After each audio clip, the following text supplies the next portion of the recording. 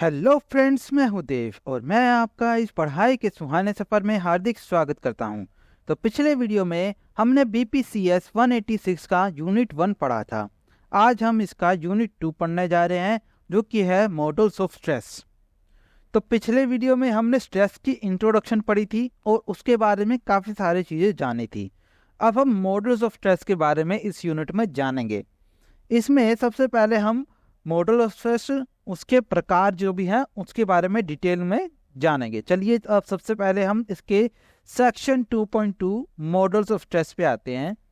तो यहाँ पे आप देख सकते हैं कि यहाँ पे वेरियस मॉडल्स ऑफ स्ट्रेस होते हैं जो कि अलग अलग साइंटिस्ट ने बताए थे। जैसे कि मैंने आपको कहा था कि स्ट्रेस की कोई स्पेसिफिक डेफिनेशन तो नहीं है, पर उसकी डेफिनेशन डेवलप की गई है। जैसे कि पुराने ज़माने में किसी भी डिफ़िकल्ट सिचुएशन को स्ट्रेस का नाम दे दिया गया था, पर उसके बाद में अलग अलग साइंटिस्ट ने, साइकोलॉजिस्ट ने अलग अलग डेफिनेशन जो है प्रस्तुत की। उसके बाद में जो as the time goes on, यानी कि जैसे जैसे टाइम बढ़ा, जो सूटेबल लगी वो चीज़ अडॉप्ट होगी। आजकल की जो मॉडर्न डेफिनेशन है वो मैंने आपको बताई थी। अब हम इन्हीं साइकोलॉजिस्ट की कुछ मॉडल्स के बारे में जानेंगे जो कि उन्होंने बताया था। अगर मेरी आवाज़ में कोई दिक्कत आ रही हो तो माफ़ कीजिएगा, मेरा गला थोड़ा ख़राब है, एडजस्ट कीजिएगा थोड़ा सा। तो चलिए अभी हम सबसे पहले मॉडल पे आते हैं, जो कि है फ्लाइट और फाइट रिस्पॉन्स। फ्लाइट और फाइट रिस्पॉन्स जो है, फाइट और फ्लाइट रिस्पॉन्स, ये कैनन एक जो साइकोलॉजिस्ट है उनके द्वारा प्रस्तुत किया गया था। इसका मेन मोटिव ये था कि ये बोल रहे थे कि जो स्ट्रेस जो होता है उसका एक फिजियोलॉजिकल रिस्पॉन्स होता है हमारा, जो कि ट्रिगर होता है जब भी हम कोई थ्रेट से हम कन्फ्रंट होते हैं तो वो ट्रिगर हो जाता है। तो हमारी बॉडी क्या करती है, उस समय काफ़ी सारे हार्मोनल चेंजेस और फिजिकल चेंजेस होते हैं उस फाइट से कॉम्बैट करने के लिए। तो जनरली लोगों के दो रिस्पॉन्स होते हैं, या तो वो उस थ्रेट से या फिर जिसकी वजह से थ्रेट हो रहा है, यानी कि स्ट्रेसर, उस स्ट्रेसर से या तो वो फाइट करते हैं या फिर वहाँ से फ्लाइट करते हैं, यानी कि भाग जाते हैं। तो ये दो प्रकार के रिस्पॉन्सेस होते हैं जनरली। इसके एग्जाम्पल के लिए आप ये मान सकते हैं कि आप अगर किसी एक वाइल्ड एनिमल को फेस करें तो वो एक हो गया। सेकंड क्या है कि अगर आप कहीं प्रेजेंटेशन दे रहे हो तो वो भी एक तरीके का स्ट्रेसर है, तो आप उससे या तो फाइट करोगे या तो आप वहाँ से भाग जाओगे। ठीक है, यानी कि आप डर के पीछे मुड़ जाओगे। तो वो दो रिस्पॉन्सेज आपके आते हैं। तो फ्लाइट और फाइट रिस्पॉन्स में होता क्या है, इसके दौरान हमारे जो हाइपोथैलेमस, हमारी ग्लैंड है ब्रेन में, छोटी सी ग्लैंड है, हाइपोथैलेमस जो है वो एक्टिवेट हो जाती है। वो एक्टिवेट करती है हमारे सिंपैथेटिक नर्वस सिस्टम को। सिंपैथेटिक नर्वस सिस्टम फिर हमारी दो और ग्लैंड्स को एक्टिवेट करता है, जो कि हमारे जो है एड्रेनलिन होता है और कोर्टिजोल, ये दोनों चीज़ें जो है सिक्रीट करती है। जब ये दोनों चीज़ें सिक्रीट होती है तब जाके हमारे वेरियस फिजियोलॉजिकल चेंजेस होते हैं। उनमें से एक फिजियोलॉजिकल चेंजेस हमारा होता है जैसे कि इंक्रीज्ड हार्ट रेट और ब्लड प्रेशर। इंक्रीज हो जाता है हमारा हार्ट रेट और ब्लड प्रेशर, एकदम इंक्रीज हो जाता है। ये क्यों होता है? क्योंकि हमारी बॉडी को एकदम से, यानी कि थ्रेट को, जो हमारा स्ट्रेसर है उससे कन्फ्रंट करने के लिए या फिर भागने के लिए उससे ऑक्सीजन और एनर्जी की ज़रूरत है, इसलिए ये एक्टिवेट होता है। सेकेंडरी चीज़ क्या होती है, हमारे आंखें जो है वो डायलेट हो जाती है, प्यूपल्स जो है हमारे आंखों के वो डायलेट हो जाते हैं। इसका मतलब ये है कि हमारा जो इम्प्रूव विजन जो है वो इम्प्रूव हो जाता है हमारे, यानी कि ज़्यादा रोशनी हमारे आंखों के अंदर जाए तो हम जो स्थिति है उसको अच्छे से माप पाए कि उसको कैसे डील करना है या फिर भागना है तो कैसे भागना है। तो उसके लिए इसके साथ में हमारा क्या होता है, मसल टेंस हो जाती है, यानी कि मसल एकदम से कॉन्ट्रैक्ट होने लग जाती है।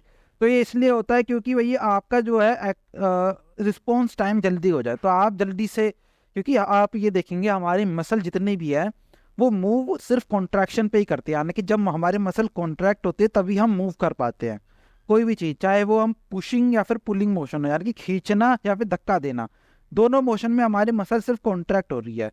तो वही चीज़ इसमें बढ़ जाती है, मसल टेंशन बढ़ जाती है आपकी, और आप जल्दी से मसल को कॉन्ट्रैक्ट कर पाते हो, यानी कि जल्दी मोशन कर पाते हो। इसके बाद में और क्या होता है कि नॉन एसेंशियल फंक्शंस जो होते हैं आपके वो बंद हो जाते हैं, जैसे कि डाइजेशन आपका बंद हो जाएगा, इम्यून सिस्टम आपका धीमा पड़ जाएगा।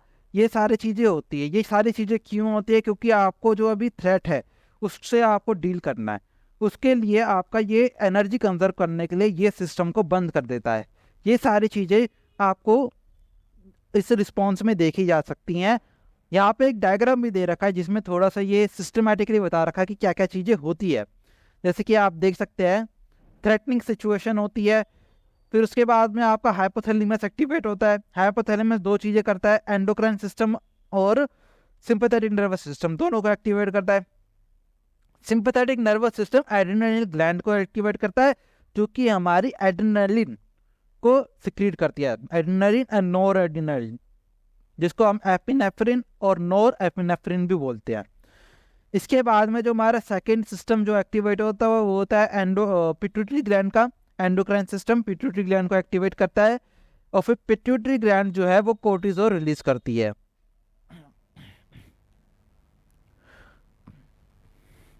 और इनसे वेरियस जो है फिजियोलॉजिकल रिस्पॉन्सेस होते हैं। इस वाले मॉडल में यही बताया गया, ये कैनन के द्वारा दिया गया था। अब जो सेकंड मॉडल है वो हमारा है जनरल एडेप्टेशन सिंड्रोम। ये जो मॉडल है हमारा, ये हैंस लीव नामक एक साइकोलॉजिस्ट है, उनके द्वारा दिया गया था। तो इन्होंने क्या बोला कि इनका कहना ये था कि हमारी बॉडी जो होती है वो लॉन्ग टर्म स्ट्रेस को अगर दिखाना होता है तो उस बॉडी के ऊपर क्या क्या इफेक्ट होता है, उसके कुछ स्टेजेस होते हैं, उसके ऊपर उन्होंने डिफाइन किया था कि अगर स्ट्रेस ज़्यादा समय तक रहे तो वो स्टेज बाय स्टेज दर्शाता है, यानी कि हमारी बॉडी 3 अलग अलग स्टेजेस में रिस्पॉन्स करती है। ये उनका द्वारा कहना था। तो ये बोल रहे थे कि 3 स्टेजेस होते हैं। पहला स्टेज जो होता है वो अलार्म फेज होता है, सेकंड स्टेज रेजिस्टेंस फेज होता है, थर्ड फेज एग्जॉस्शन फेज होता है। तो तीनों से आप समझ रहे होंगे थोड़ा थोड़ा। अलार्म फेज यानी कि हमारी बॉडी एकदम अलर्ट एक्टिव हो जाती है। सेकंड रेजिस्टेंस फेज रेजिस्ट करती है स्ट्रेसर को। थर्ड फेज है कि एग्जॉस्शन यानी कि एग्जॉस्ट हो जाती है, थक जाती है हमारी बॉडी। इसको थोड़ा डिटेल में जानते हैं। अलार्म फेज में क्या होता है, ड्यूरिंग अलार्म फेज हमारा हाइपोथैलेमस जो है वो एक्टिवेट होता है, जैसे कि हमारा कैनन ने बताया था। सिमिलर सी थ्योरी है उनकी, पर इसमें थोड़ा इलेबोरेट किया गया है। तो अलार्म फेज में आपका हाइपोथैलेमस एक्टिवेट हो जाता है, आपका एड्रेनलिन रिलीज होता है, नोर एड्रेनलिन रिलीज होता है और कोर्टिसोल रिलीज होता है। इसकी वजह से आपके वेरियस फिजियोलॉजिकल चेंजेस होते हैं डील करने के लिए स्ट्रेस से। ये सिर्फ अलार्म फेज है। सेकेंड स्टेज जो होता है वो रेजिस्टेंस फेज होता है। रेजिस्टेंस फेज में क्या होता है कि हमारे जो स्ट्रेस लेवल के हार्मोन लेवल्स हैं वो थोड़ा सा डिक्रीज हो जाते हैं, यानी कि जो अलार्म फेज में एड्रेनलिन और कोर्टिसोल जो रिलीज हुए थे उनका लेवल थोड़ा डिक्रीज हो जाता है। और हमारी बॉडी क्या करती है, ट्राई करती है कि वो जो है नॉर्मल कंडीशन में ले आए, उसको जो स्पाइक हुआ है ये एड्रेनलिन का उसको कम करे और नॉर्मल तरीके से हमारी लाइफ चल पाए, यानी कि स्ट्रेसर को कम करने की जो है कोशिश करती है, रेजिस्ट करती है उसको। एग्जॉस्शन फेज में क्या होता है कि जब कंटिन्यूसली ये होता है कि सबसे पहले तो आपका एड्रेनलिन स्पाइक हुआ, उसके बाद में आपका एड्रेनलिन और या फिर कोर्टिसोल जो हार्मोन है वो कॉन्स्टेंटली रिलीज हो रहे एक स्टेज पे, तो धीरे धीरे करके हमारे जो फिजियोलॉजिकल रिसोर्सेज है वो एग्जॉस्ट हो जाते हैं, ख़त्म हो जाते हैं। तो फिर हमारी बॉडी क्या करते हैं कि इन जो हार्मोन्स है इसमें डिक्रीज आ जाता है और फिजियोलॉजिकल जो है वो रिसोर्सेज ख़त्म हो जाते हैं। तो इसमें हमें फिजिकल और इमोशनल दोनों तरह की सिम्टम्स दिखते हैं, जो हम ज़्यादा जिसको हम आजकल स्ट्रेस बोलते हैं कि भैया हमारा हमें स्ट्रेस हो रहा है। तो फिजिकल या फिर इमोशनल सिम्टम्स दिख सकते हैं, जैसे कि काफ़ी सारे सिम्टम्स मैंने बताए भी थे आपको, फिजिकल और इमोशनल में एंगर, एंजाइटी एक्सेट्रा एक्सेट्रा थे। फिजिकल में 2-3 चीज़ें तो आपको उसी में मिल जाएगी, जैसे कैनन ने अभी बताया हार्ट रेट और ब्लड प्रेशर तो बढ़ता ही है, इसके बजाय क्रैम्प्स भी हो सकते हैं, आपको पेट में दर्द हो सकता है, स्टमक अपसेट एक्सेट्रा एक्सेट्रा। तो ये सारे फिजिकल और इमोशनल सिम्टम आपको एग्जॉस्शन फेज में दिख जाते हैं। इसके बाद में यहाँ पे आपको एक डायग्राम भी दिखेगा।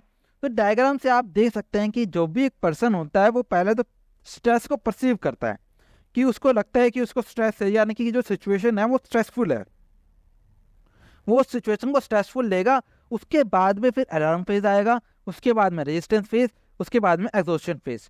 तो ये था हमारा जनरल अडेप्टेशन सिंड्रोम जो कि हमारा हैंस लीव के द्वारा दिया गया था।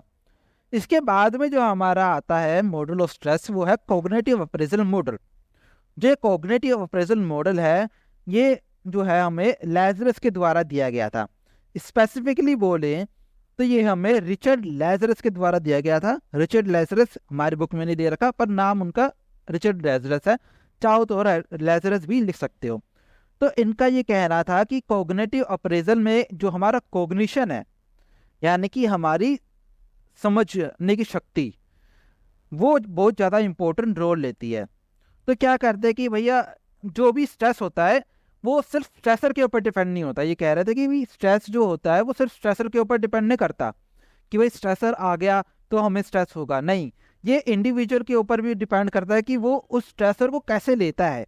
मान के चलिए कोई शेर आपके सामने आ रखा है, तो कुछ लोग क्या है कि उसको स्ट्रेस लेंगे, घबरा जाएंगे, या फिर उससे फाइट करेंगे, जैसे कि अगर कैनन कर ले तो फाइट करेंगे या फ्ली कर जाएंगे, दो तरीके क्या होगा।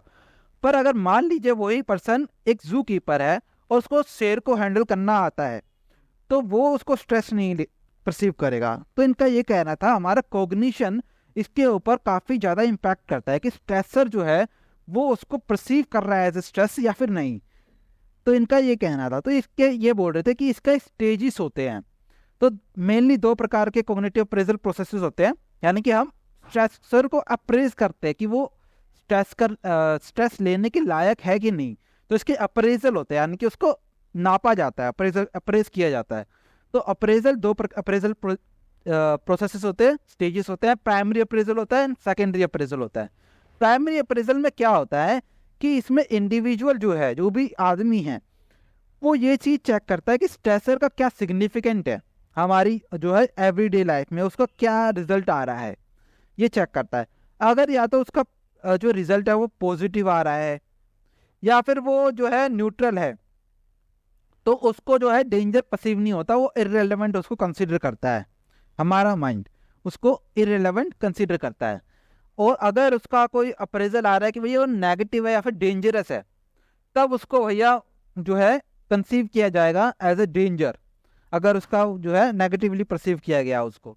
उसके बाद में हमारा जो है सेकेंडरी अप्रेजल एक्टिवेट होता है।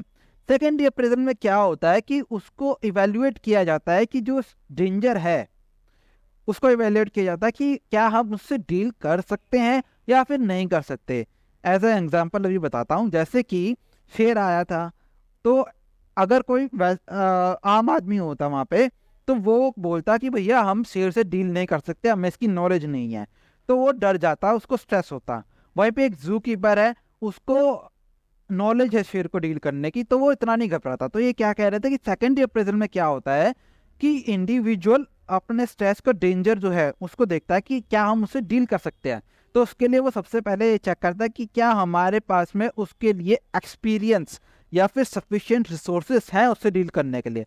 अगर उसके पास में सफिशिएंट रिसोर्सेस हैं तो फिर वो उससे को स्ट्रेस नहीं एक्सपीरियंस होगा। वहीं पे अगर उसके पास में रिसोर्सेस नहीं है तो फिर उसको स्ट्रेस होगा। सिंपली एग्जांपल, जू कीपर पहले वाले का, सेकंड वाले का हमारा हो गया कोई आम आदमी। तो चलिए इसके बाद में हम जो है नेक्स्ट मॉडल पे आते हैं। नेक्स्ट मॉडल जो है हमारा वो हो जाता है पर्सन एनवायरनमेंट फिट मॉडल, जिसको हम in short PE fit model भी बोलते हैं। ये जो था ये ग्रुप ऑफ साइकोलॉजिस्ट के द्वारा दिया गया था, फ्रेंच, हैरिसन एंड कैपलन के द्वारा। तो इनका कहना क्या था कि भैया स्ट्रेस जो होता है वो तब क्रिएट होता है जब हम कोई भी डिमांड को मीट नहीं कर पाते हैं।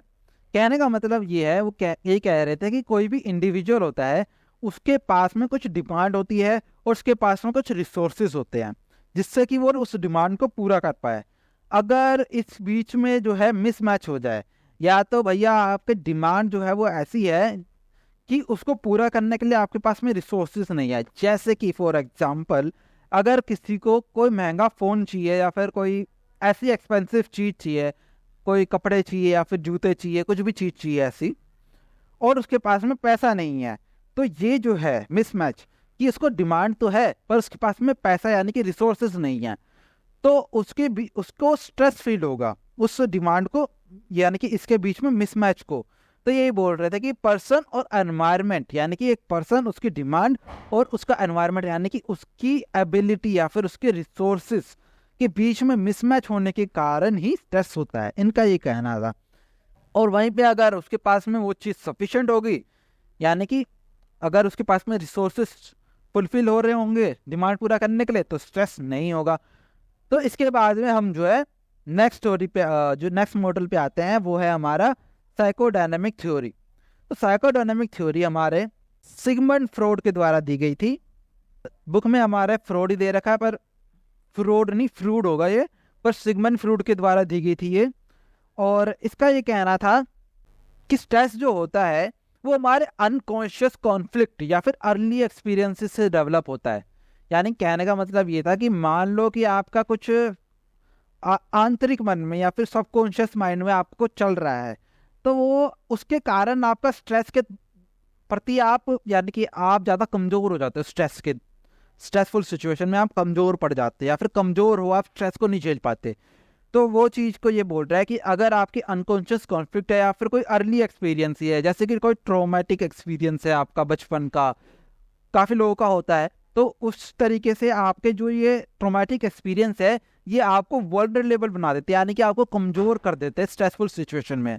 तो आपको जो नॉर्मल स्ट्रेसफुल सिचुएशन है उसमें भी आपको स्ट्रेस ज़्यादा फील होता है। तो ये इसी चीज़ के ऊपर बात करता है। इसने जो मेनली फोकस किया है वो किया है ट्रॉमेटिक एंजाइटी या सिग्नल एंजाइटी पे। सिग्नल एंजाइटी जैसे कि छोटी मोटी थोड़ी बहुत एंजाइटी जितनी हो जाए थोड़ी मोटी कि छोटे टाइम के लिए आई, उस टाइप से। ट्रॉमेटिक एंजाइटी यानी कि लॉन्ग टर्म के लिए कोई ऐसी ट्रॉमेटिक एंजाइटी रही तो उस चीज़ को। और इसमें ये भी बात, थ्योरी में ये भी ज़्यादा बात की गई है कि ट्रॉमेटिक एंजाइटी किस तरीके से साइकोपैथोलॉजी में बदल सकती है, यानी कि वो साइकोलॉजिकल जो बीमारियां होती हैं जिसमें दवाइयाँ खानी पड़ती है उसके यानी कि डिटेल उसको साइकोपैथोलॉजी में बोला गया है। डेवलपमेंट ऑफ साइकोपैथोलॉजी इसके डेवलपमेंट में काम करती है उसको। तो इसके बाद में हमारे आती है genetic constitutional theory. Genetic constitutional theory जो है वो मेनली फोकस करती है कि किस तरीके से आपका जीनोटाइप एंड फिनोटाइप आपका इस बात के ऊपर इस बात को डिटरमाइन करने में मदद करता है कि आप कितने ज़्यादा स्ट्रेस के प्रति सेंसिटिव हो गए। सेंसिटिव होने का आप समझ रहे होंगे, यानी कि आपको कितना ज़्यादा स्ट्रेस फील होगा या फिर आप कितना ज़्यादा स्ट्रेस झेल पाएंगे, इस बात को ये डिटरमाइन करता है।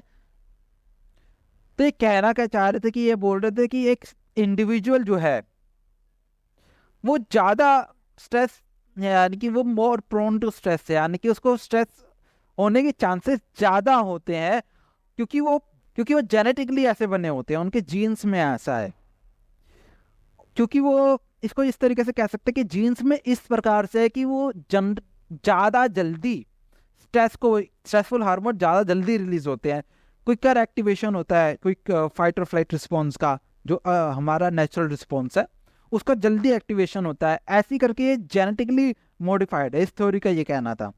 इसके बाद में हमारी एक और थ्योरी आती है जो 7th थ्योरी है हमारी, लास्ट थ्योरी। उसका ये कहना था कि वो पहले थ्योरी का नाम डायसिस स्ट्रेस मॉडल। तो इसका ये कहना था कि भैया ये सिर्फ जीनोटाइप यानी कि जेनेटिक्स के ऊपर डिपेंड नहीं करती, ये तीनों का कॉम्बिनेशन है। यानी कि तीनों कौन कौन से, जेनेटिक, स्ट्रेस एंड एनवायरनमेंट, ये तीनों का कॉम्बिनेशन है।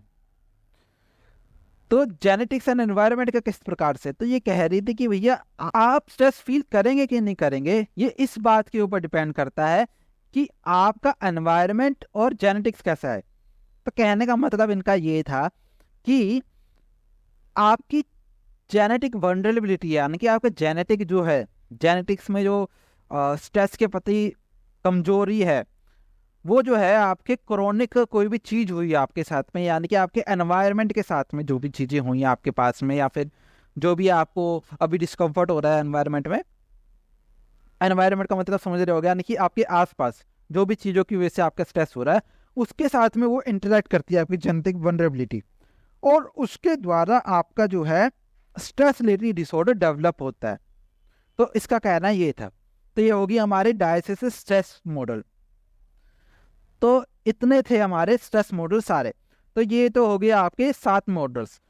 मेनली मैं आपको बता देता हूँ कि जो क्वेश्चन में आपका जो टर्म एंड क्वेश्चन पेपर होगा उसमें मेनली आपको शुरू के 3 मॉडल्स ही पूछे जाएंगे, पर फॉर जनरल इन्फॉर्मेशन बाकी मॉडल्स भी आपको पता होना चाहिए, थोड़ी ब्रीफ इन्फॉर्मेशन तो होनी चाहिए। तो आप जैसे कि देख सकते हैं, आपने काफ़ी ये नोटिस भी किया होगा कि पहले 3 जो मॉडल है उसके बारे में काफ़ी ज़्यादा थ्योरी दी गई है, बाकी के एंड के जो 4 बचे हैं उनमें थोड़ी सी कम थ्योरी दी गई है। तो आपके जो 3 फर्स्ट हैं जैसे कि फाइट और फ्लाइट रिस्पॉन्स हो गया, उसके बाद में आपका जेनेटिक एडेप्टेशन सिंड्रोम हो गया, उसके बाद में आपका जो है कॉग्निटिव अप्रेजल मॉडल, ये 3 जो है इनके ऊपर बेस्ड क्वेश्चन आएगा। और बाकी के ऊपर आपसे थोड़ा पूछ सकते हैं, वैसे पूछेंगे नहीं पर वैसे पूछ सकता है कि आप डिफरेंट मॉडल्स ऑफ स्ट्रेस के बारे में बताइए, तो उसमें आप थोड़ा थोड़ा इसके बारे में भी लिख सकते हैं, आपकी मर्जी है। इसके बाद में चेक योर प्रोग्रेस वन आ जाती है। तो चेक योर प्रोग्रेस में सबसे पहला एग्जाम्पल जो क्वेश्चन है वो है एक्सप्लेन जेनेटिक कॉन्स्टिट्यूशनल थ्योरी। तो मैंने आपको एक्सप्लेन कर दिया है जेनेटिक कॉन्स्टिट्यूशनल थ्योरी क्या है, जेनेटिक्स का जो रोल प्ले करती है जेनेटिक्स हमारे वनरेबिलिटी को, कि हम कितने ज़्यादा वनरेबल है स्ट्रेस के प्रति, ये कहती है जेनेटिक कॉन्स्टिट्यूशनल थ्योरी। इसके बाद में सेकंड जो है वो है complete the figure of psychological changes during fight और फ्लाइट रिस्पॉन्स। तो जो फिगर थी उसको कंप्लीट करना है। तो यहाँ पे आप देख सकते हैं थ्रेटनिंग सिचुएशन है, हाइपोथैलेमस ग्लैंड एक्टिवेट होगा, उसके बाद में हमारी पिट्यूटरी नहीं, sympathetic nervous system and endocrine system दोनों एक्टिवेट हो जाएंगे। Sympathetic nervous system adrenaline gland को एक्टिवेट करेगा, और जो एंडोक्राइन सिस्टम जो है वो हमारा कोर्टिजोल रिलीज का, कोर्टिजोल ही था ऐसे, हाँ कोर्टिजोल रिलीज करेगा और एड्रेनालिन रिलीज करेगा। उसके बाद में आपके जो है वो रिस्पॉन्सेस होंगे, वो आप ऊपर वाले डायग्राम में ज़्यादा डिटेल में देख सकते हैं। इसके बाद में हमारी समरी आ रही है, समरी में तो आपको पता ही है 7 चीज़ें थी। तो चलिए आगे बढ़ते हैं। अभी हमारा यहाँ पे कीवर्ड्स है कुछ, तो कीवर्ड्स में हमारे कोग्निटिव अप्रेजल मॉडल बता रखा है, तो कोग्निटिव अप्रेजल मॉडल के बारे में बता रखा है, डायसिस स्ट्रेस मॉडल के बारे में बता रखा है, फाइट और फ्लाइट रिस्पॉन्स के बारे में बता रखा है, जेनेटिक एडल्ट्रेशन सिंड्रोम के बारे में बता रखा है, जेनेटिक कॉन्स्टिट्यूशन थ्योरी के बारे में बता रखा है, सारे जितने भी थ्योरी थी उनके बारे में बता रखा है। हाँ, पर ये नोट करना कि जो क्वेश्चन आपका पेपर में आएगा वो 5 या 10 मार्क्स का होगा, मोस्टली 10 मार्क्स का होगा वो। तो आपका इतनी थ्योरी अगर आप यही लिख के आएंगे तो ये काफ़ी नहीं होगी, तो आपको उसको डिटेल में देना पड़ेगा। तो आप चाहे तो उसमें क्या है एग्जाम्पल दे सकते हैं, थोड़ा उसके बारे में डिटेल में बताइए, उसको प्रोसेस बताइए और एग्जाम्पल दीजिए। ज़्यादा जो है कॉन्टेक्स्ट लेने के लिए इस बुक को जरूर जो है इस पोर्शन को रीड जरूर करना, जो पहले के 3 हैं उनको रीड करके आपको ज़्यादा थ्योरी मिल जाएगी अपने आंसर में पुट इन करने के लिए। इसके बाद में हमारे टर्म एंड क्वेश्चंस आते हैं, last section 2.7 term and questions. तो इसमें वही है कि फाइट और flight response, genetic adaptation syndrome and cognitive appraisal model, ये 3 मेन है। पर्सन एनवायरनमेंट फिट मॉडल भी ठीक ठाक है, यानी कि आपको पता ही है वैसे तो क्या है person environment fit model, but main 3 जो है ऊपर के वही आएंगे। तो चलिए फिर इसी से हमारे जो है यूनिट 2 यहाँ पे ख़त्म होता है। अगला जो है हमारा यूनिट 3 है, जो कि है factors contributing to stress proneness, जो कि हम अगली वीडियो में करेंगे। तो आज के लिए इतना ही। अगर आपको ये वीडियो अच्छी लगी हो तो कमेंट सेक्शन में ज़रूर बताना। तो चलिए अब आपसे मिलते हैं नेक्स्ट वीडियो में। Take care, bye bye.